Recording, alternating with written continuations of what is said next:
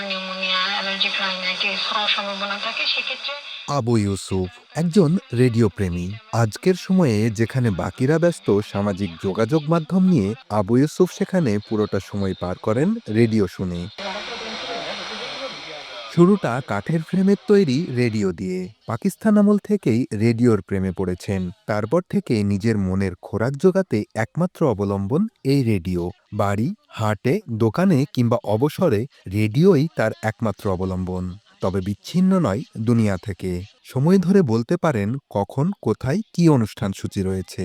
বিভিন্ন খবর শুনে জানেন দেশ কিংবা আন্তর্জাতিক বর্তমান পরিস্থিতি। কাঠের ফ্রেম চালিয়েছি ওয়ান ব্যান্ডের, ওটি ভেঙে যাওয়ার পরে 71 সালে পালিয়ে যাওয়ার পর তো ঘুরে এসি আমার রেডিও চালায় এই তারপরে 3টে আমার রেডিও ফুরে গেল। শুধু বিনোদন নয়, বিরহেও রেডিও সঙ্গী হয়েছে তার।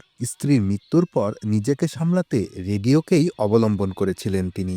বাড়িতে মোবাইল টিভি থাকলেও দেখেন না সেগুলো। চাচি মারা যাওয়ার পরে চাচার যে এই যে শোক কিংবা দুঃখতে চাচা কিন্তু একেবারে ভেঙে না পড়ে এই রেডিওর প্রতি যে ভালোবাসাটা তিনি ধরে রেখেছেন। অনেক জায়গাকার সংবাদ, আপনার বিভিন্ন জায়গাকার বিদেশ, তারপরে আপনার শিলিগুড়ি, ঢাকা, বিভিন্ন জায়গা থেকে সংবাদ আসে, সেই সংবাদগুলো ওনার শুনে। সকালবেলায় উঠে ধরেন ওই রেডিও, ধরেন কোনো কাজ না করে রেডিও নিয়ে বসে, রেডিও যতক্ষণ আপনার এই খবর যতক্ষণ না হবে ততক্ষণ রেডিও নিয়ে বসে থাকবে, খবর টবর হয়ে তারপর মাঠে যাবে। আবু ইউসুফের রেডিও প্রেম গ্রামের সকলের কাছে দৃষ্টান্ত।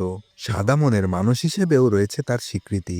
আবু ইউসুফ চাচাকে আমরা কাছে থেকে দেখেছি। সে আমাদের সাথে যদি কখনো টেলিভিশনের চায়ের দোকানে বা বাইরে কোথাও থাকে, তাও টেলিভিশনের দিকে না তাকিয়ে সে তার রেডিও নিয়েই থাকে। রেডিও প্রেমী আবু ইউসুফ মেহেরপুর সদর উপজেলার শোলমারী গ্রামের বাসিন্দা।